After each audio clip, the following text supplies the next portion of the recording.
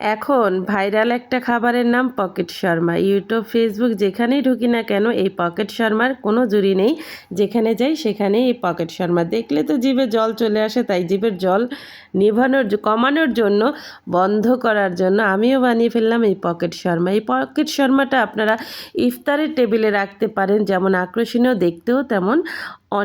দেখতে যেমন আকর্ষণীয়, খেতেও কিন্তু অনেক মজা। তো ইফতার পার্টির জন্য এই পকেট শর্মাটার কোনো জুড়ি নেই। চলুন তাহলে ফুল রেসিপিটি দেখে আসি। এখানে মুরগির বুকের মাংস ছোট ছোট করে কেটে নিয়েছি, দিয়েছি আদা রসুন বাটা, দিয়েছি একটু গোলমরিচের গুঁড়ো, দিয়েছি সয়া সস, একটু লবণ দিয়ে ভালো করে মিশিয়ে রেখে দিলাম কিছুক্ষণের জন্য। ভালো করে মেখে নিলাম। এখানে একটা বলে 1.5 কাপের মতো ময়দা নিয়েছি, আপনারা চাইলে আটাও নিতে পারেন। দিয়েছি 2 টেবিল চামচ গুঁড়া দুধ, দিয়েছি 2 টেবিল চামচ চিনি, স্বাদ মতো লবণ, 1 চামচ ইস্ট। 1.5 কাপ ময়দার জন্য 1 চামচ ইস্টই কিন্তু যথেষ্ট। দিয়েছি রেগুলার খাবারের তেল, দিয়ে ভালো করে এগুলো মিক্স করে নিয়েছি। ভালো করেই কিন্তু মিক্সটা করে নিতে হবে। গোলানোর আগে ভালো করে এটা মিক্স করে নেব। তারপরে এখানে দিয়ে দিলাম কুসুম গরম দুধ। এখানে চাইলে আপনারা পানিও ব্যবহার করতে পারবেন, আমি দুধটাই ব্যবহার করেছি। আর দুধটা দিলে কিন্তু খুব ভালো লাগে, খেতে খুব স্বাদ হয়। যাই হোক, এই তো কুসুম গরম পানি দিয়ে ভালো করে ময়ান তৈরি করে নিব। আর এই ময়ানটা কিন্তু খুব সুন্দরভাবে তৈরি করতে হবে। যত এটা ময়ান করবেন ততই কিন্তু এটা সফট হবে। আর সফট হলেই কিন্তু এটা রুটিটাও ভালো হবে। এখন যেটা করব, সুন্দর করে ময়ান করে উপরে একটু তেল ব্রাশ করে দিব, মানে তেল দিয়ে ভালো করে তেল দিয়ে এই ডোটা মেখে ঢাকনা দিয়ে রেখে দিব অনেকক্ষণ যাবত। যেই পর্যন্ত ইস্টটা অ্যাক্টিভ না হবে সেই পর্যন্তই ঢাকনা দিয়ে রেখে দিব। যখনই দেখব যে এই গোলাটা ফুলে ডবল হয়ে গিয়েছে, তখনই ভেবে নেবেন যে হ্যাঁ, আপনার ইস্টটা অ্যাক্টিভ হয়েছে। চলুন তাহলে সরাসরি চুলাতে চলে যাই। এখানে একটা ফ্রাই প্যানে আমি তেল দিয়েছি, আর সেই ম্যারিনেট করে রাখা মাংসর টুকরোগুলো দিয়ে ভালো করে একটু নেড়েচেড়ে ভাজা ভাজা করে নিচ্ছি। দিচ্ছি কিছুটা সবজি। এখানে ছিল গাজর, ক্যাপসিকাম, পেঁয়াজ, কাঁচামরিচ, পেঁয়াজের কলি ছিল, আর হচ্ছে গিয়ে এগুলো সবই কিন্তু আমার ফ্রোজেন ছিল। আমি কিন্তু ফ্রোজেন করা সবজি ব্যবহার করছি, আপনারাও ব্যবহার করতে পারবেন চাইলে। দিয়ে দিলাম মরিচের গুঁড়ো, দিয়ে দিছি একটু টেস্টিং সল্ট, একটু অরগ্যানো, আর দিয়ে দিব এখানে ম্যাগি মশলা। দিয়ে ভালো করে নেড়ে চেড়ে এখানে 1 টেবিল চামচ কর্নফ্লাওয়ারকে একটু পানি দিয়ে গুলিয়ে দিয়ে দিব। আর এটা দিলে কিন্তু খাবারের এই জিনিসটার থিকনেসটা খুব সুন্দর আসে, জুসি হয়, খুব ভালো লাগে। কর্নফ্লাওয়ারটা দিলে কিন্তু একটু ঘন ঘন হবে আর আঠালো হবে। আর যদি কর্নফ্লাওয়ার না দেন, নাও দিতে পারেন, সেটা একটু ছাড়া হয়। এজন্য আমি একটু কর্নফ্লাওয়ার ব্যবহার করি। এই তো হয়ে গেল, আমার পুরটা রেডি হয়ে গিয়েছে। এখন একটা সস বানিয়ে নিব। চলুন, এখানে আধা কাপের মতো গুঁড়ো দুধ নিয়েছি, আর রসুন কুচি নিয়েছি একটা শুকনা মরিচ, স্বাদ অনুযায়ী দিবেন আপনারা। একটু দিয়েছি গোলমরিচের গুঁড়ো, খাবারের তেল, আর দিয়েছি ভিনেগার, আর লবণ দিয়েছি 2 টেবিল চামচ, চিনি দিয়েছি। দিয়ে ভালো করে কিন্তু ব্লেন্ডার করে নিয়েছি, এখানে কোনো ডিম ইউজ করিনি। এখন সসটা রেডি করে রেখে দেখলাম যে এখানে আমার ডোটা ফুলে ডবল হয়ে গিয়েছে। এখন কিন্তু আমি সুন্দর করে আবার মথে নিয়ে 2 ভাগ করে নিয়েছি। এখন বেলে নিব, বেলে নিয়ে ছোট ছোট করে কেটে নিব। আমি একটা বয়ামের বয়ামের উপরে ঢাকনাটা ব্যবহার করেছি, আপনারা চাইলে কিন্তু গ্লাস দিয়েও কেটে নিতে পারবেন। আর যেহেতু এটা ছোট পকেট শর্মা, এটা নাম দেওয়া হয়েছে, এজন্য এটা ছোট ছোট করে কেটে নিলেই কিন্তু ভালো হবে। এই যে দেখেন রুটিগুলো কেমন হয়েছিল।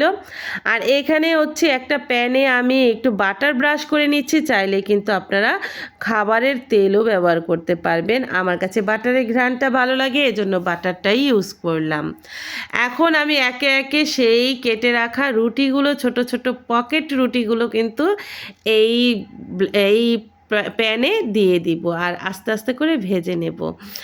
আর অবশ্যই লাল লাল করে ভেজে নেবেন, আস্তে আস্তে ভেজে নেবেন, দেখবেন যে রুটিগুলো ফুলে টইটম্বুর হয়ে যাবে। এরই মধ্যে কিন্তু আমার ইফতারের সময় হয়ে গিয়েছে। আমি তাড়াহুড়ো শুরু করে দিয়েছি, কারণ কোনো প্রিপারেশন ছাড়াই ছিল আজকে রেসিপিটি আমার বানানো।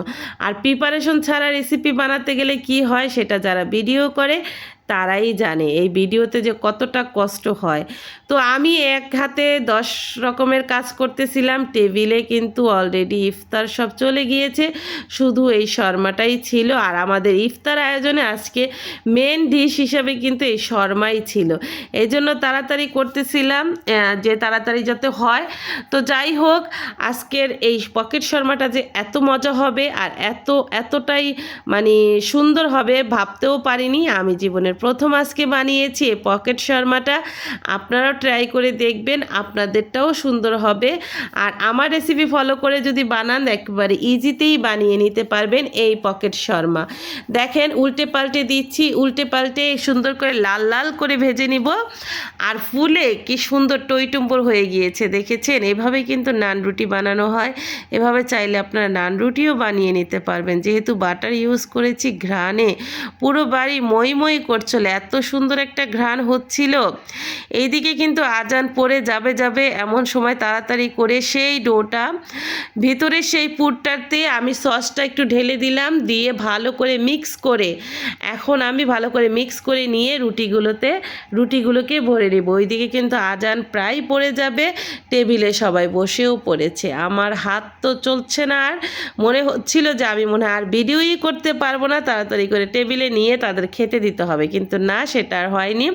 মাশাল্লাহ, আমি পুরো কাজটা কমপ্লিট করতে পেরেছি। তবে আরেকটু হয়তো বা সাজিয়ে গুছিয়ে আপনাদের সাথে মানে শেয়ার করতে পারতাম, কিন্তু মানে আর হয়নি।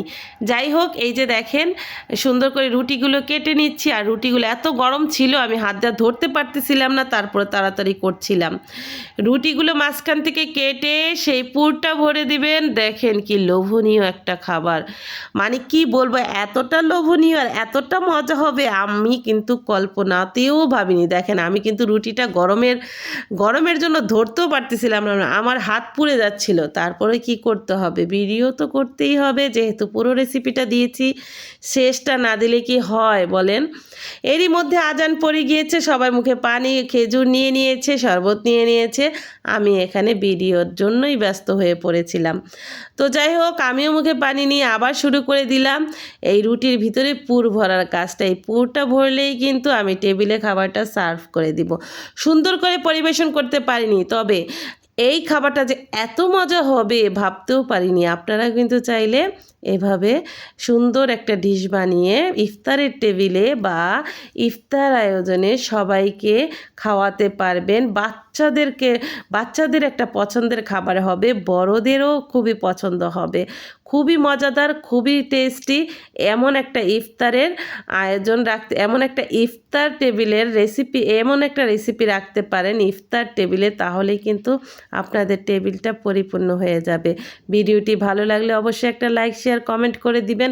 আর এমন নিত্য নতুন ভিডিও পেতে চাইলে আমার চ্যানেলে ফলো করে রাখবেন, আমার চ্যানেলটা ফলো করবেন।